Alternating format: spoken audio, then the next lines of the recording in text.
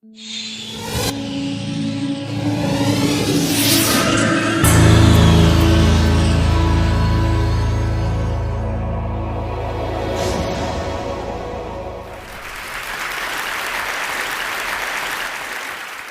what kind of crazy dream would persuade you to think of trying to take on the auto industry and build an all-electric car? Well, it goes back to when I was in university. I thought about what are the problems that are most likely to affect the future of the world, or future of humanity. I think it's extremely important that we have sustainable transport and sustainable energy production. That sort of overall sustainable energy problem is the biggest problem that we have to solve this century.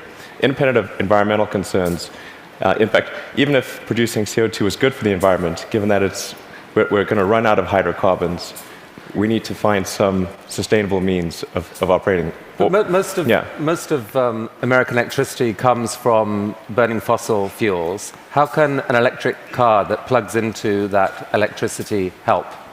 Right. There's two elements to that answer. One is that even if you take the same source fuel and produce power at the power plant and use it to charge electric cars, you're still better off. So if you take, say, natural gas, which seems most prevalent to hydrocarbon source fuel, if you burn that in a modern General Electric natural gas turbine, you'll get about 60% efficiency. If you put that same fuel in an internal combustion engine car, you get about 20% efficiency.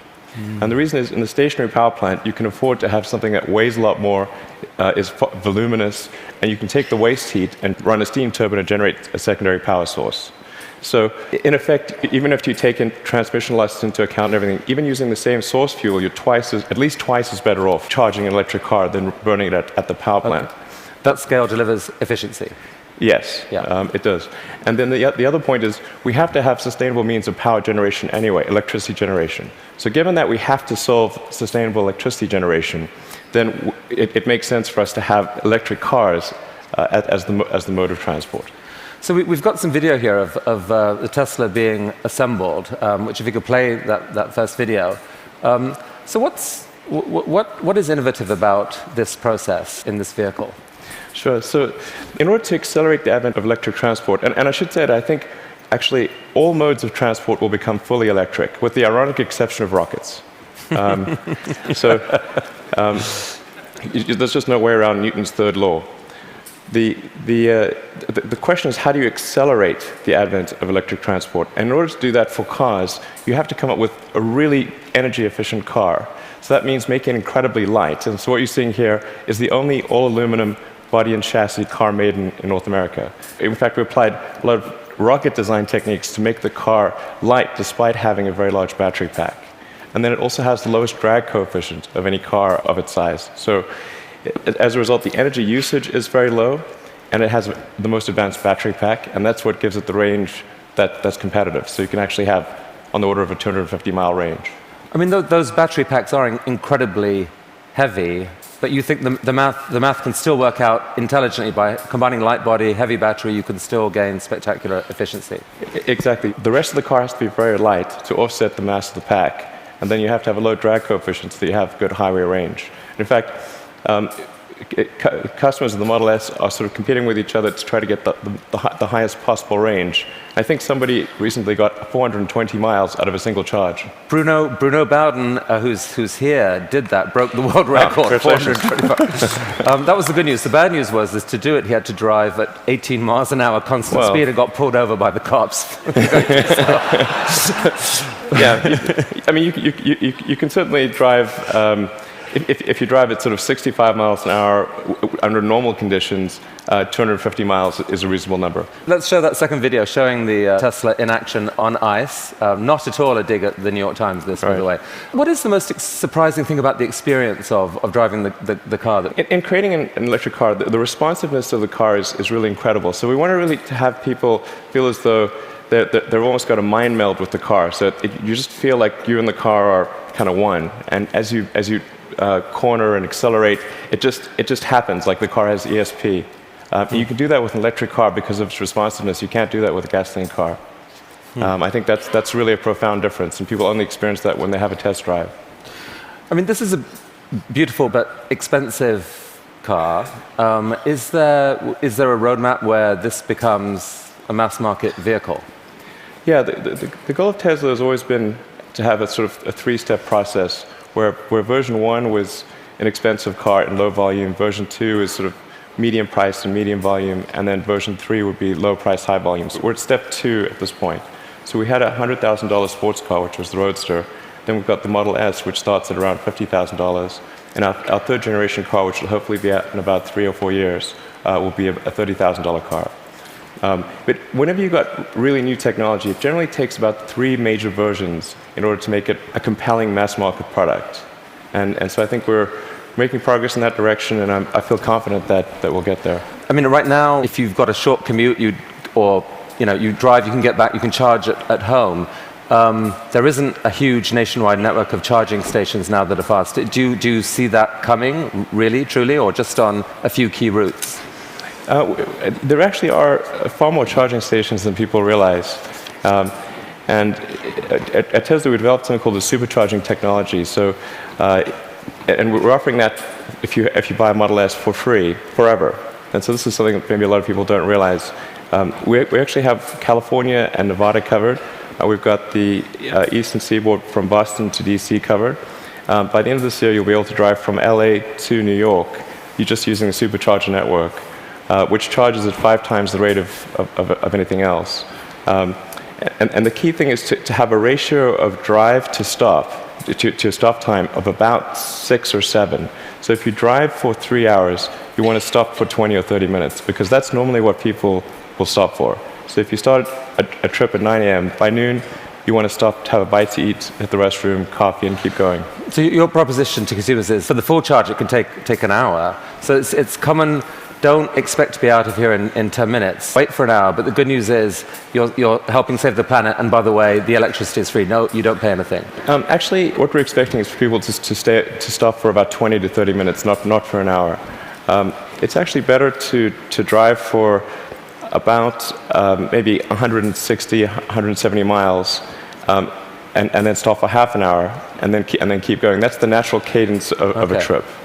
All right. So this is only one string to your energy bow. You've been working on this solar company, Solar City. What's unusual about that? Well, as I mentioned earlier, we have to have sustainable electricity production as well as consumption. So I'm quite confident that the primary means of power generation will be solar. I mean, it's really indirect fusion is what it is. We've got this giant fusion generator in the sky called the sun. And we just need to tap a little bit of that energy for purposes of human civilization. Most people know but don't realize they know is that the world is almost entirely solar powered already. If the sun wasn't there, we'd be a frozen ice ball at 3 degrees Kelvin. And the sun powers the entire system of precipitation. The whole ecosystem is solar powered. But in a gallon of gasoline, you have effectively thousands of years of sun power compressed into a small space. So it's hard to make the numbers work right now on solar and to remotely compete with, for example, natural gas, fracked natural gas. How are you going to build a business here? Well, I'm confident that solar will beat everything, hands down, including natural gas. How? It must, actually. If it doesn't, we're in deep trouble. But you're not selling solar panels to consumers. What are you doing? No, we actually are. You can buy a solar system, or you can lease a solar system. Most people choose to lease. And the thing about solar power is that it doesn't have any feedstock or operational costs. So once it's installed, it's just there. It works for decades. It'll work for probably a century. And this is so therefore the key thing to do is to get the cost of that initial installation low, and then get the cost of the financing low. So because that interest, those are the two factors that drive the cost of solar, and we've made huge progress in that direction. And that's why I'm confident we'll actually beat natural gas. So your current proposition to consumers is, don't pay so much up front. Let us pay zero up front. We will install panels on your roof. Yes. You will then pay. How long is a typical lease? Typical leases are 20 years. But the value proposition is, as you're sort of alluding to, quite straightforward. It's no money down, and your utility bill decreases. So it's a pretty good deal. So that seems like a win for the consumer. No risk. You will pay less than you're paying now. And for you, the dream here then is that, I mean, who owns the electricity from those panels for the longer term? I mean, how do you, the company, benefit? Well, essentially, SolarCity raises a chunk of capital, and from say a company or a bank. Google's one of our big partners here, and they have an expected return on that capital. With that capital, SolarCity purchases and installs the panel on the roof, and then charges the homeowner or business owner a monthly lease payment, which is less than the utility bill. But you yourself get a sort of long-term commercial benefit from that power. You're kind of building a new type of distributed utility. Exactly. What it amounts to is a giant distributed utility. And I think it's a good thing, because utilities have been this monopoly and people haven't had any choice. So effectively, it's the first time there's been competition for this monopoly, because the utilities have been the only ones that own those power distribution lines, but now it's on your roof. So I think it's actually very empowering for homeowners and businesses. And you really picture a future where a majority of power in America, like within a decade or two, or within your lifetime, is solar? I'm extremely confident that solar will be at least a plurality of power, and most likely a majority. And I predict it will be a plurality in less than 20 years. I'd say I made that bet with someone. The definition of plurality is? More from solar than any other source. Who did you make the bet with? With a friend who will remain nameless. But, just between us.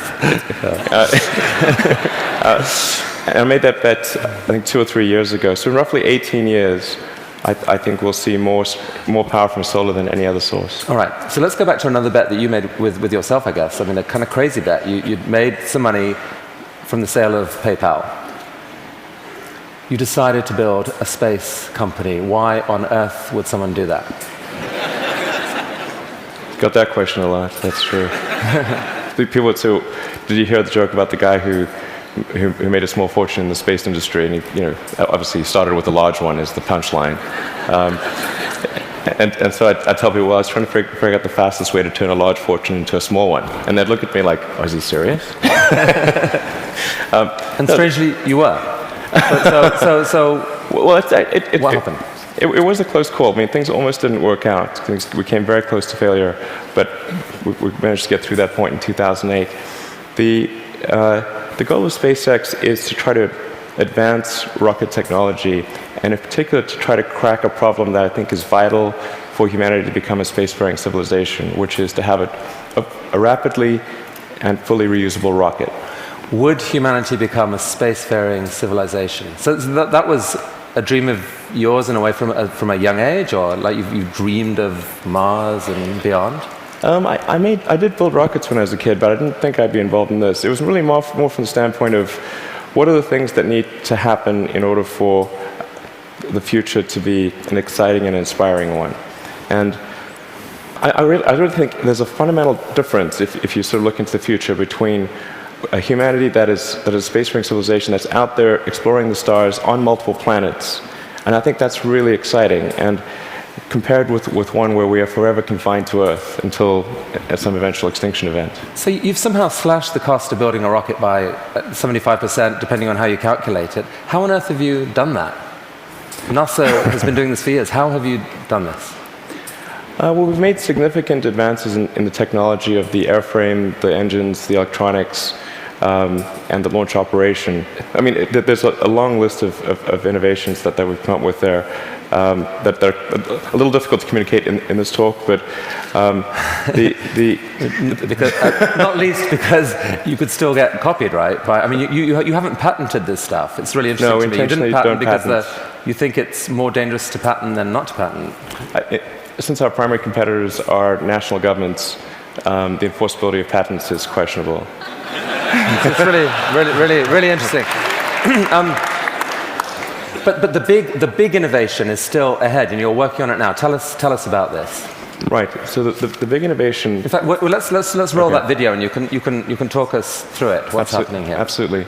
So the thing about rockets is that they're all expendable. All rockets that fly today are fully expendable. The space shuttle was an attempt at a reusable rocket, but even the main tank of the space shuttle was thrown away every time. And the parts that were reusable took a 10,000-person group 9 months to refurbish for flight. So the space shuttle ended up costing $1 billion per flight. Obviously, that doesn't work very well for... So what just happened there? We just saw something land? That's right. So it's important that the rocket stages be able to come back, to be able to return to the launch site and be ready to launch again within a matter of hours. Wow. Yeah. Reusable rocket. Yes. So what a lot of people don't realize is the cost of the fuel, of the propellant, is very small. It's much like on a jet. So the cost of the propellant is about 0.3% of the cost of the rocket. So it's possible to achieve, let's say, roughly 100-fold improvement in the cost of space flight if you can effectively reuse the rocket. Wow. That's why it's so important. Every mode of transport that we use, whether it's planes, trains, automobiles, bikes, horses, is reusable, but not rockets. So we must solve this problem in order to become a spacefaring civilization.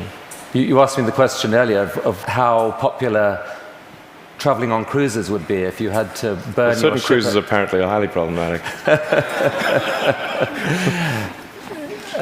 Definitely more expensive. So that's potentially absolutely disruptive technology, and I guess paves the way for your dream to actually take, at some point, to take humanity to Mars at scale. Yeah, like exactly. To see a colony on Mars. Yeah, exactly. SpaceX or some combination of companies and governments need to make progress in the direction of making life multiplanetary, of establishing a base on another planet, on Mars being the only realistic option, and then building that base up until we're a true multi-planet species. So progress on this, let's make it reusable. How is that going? That was just a simulation video we saw. How's it going? We've been making some good progress recently with something we call the Grasshopper test project, where we're testing the vertical landing portion of the flight, the sort of terminal portion, which is quite tricky. We've had some good tests. Can we see that? Yeah. So that's just to give a sense of scale. We dressed the cowboy as Johnny Cash and bolted the mannequin to the rocket. How have you done this? These projects are so... These PayPal, SolarCity, Tesla, SpaceX, they're so spectacularly different. They're such ambitious projects at scale. How on earth has one person been able to innovate in this way? What is it about you? I don't know, actually. I don't have a good answer for you. I work a lot. I mean, and a lot. Well, I have a theory. A theory. All right.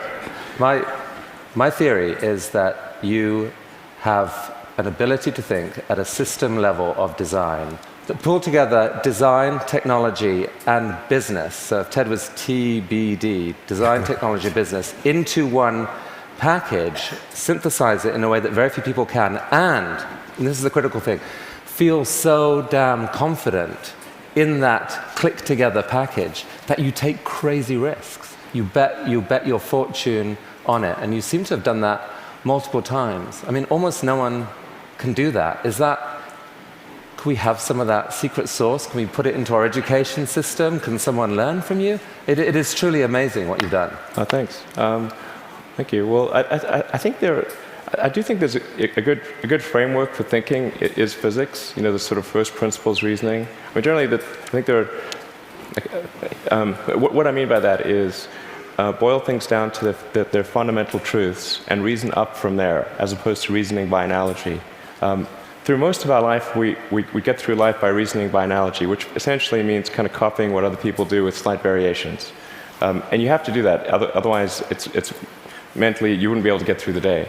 But when you want to do something new, you have to apply the physics approach. Physics has really sort of figured out how to discover new things that are counterintuitive, like quantum mechanics. It's really counterintuitive. So I think that's an important thing to do. And then also to really pay attention to negative feedback and solicit it, particularly from friends. This may sound like sort of simple advice, but hardly anyone does that, and it's incredibly helpful.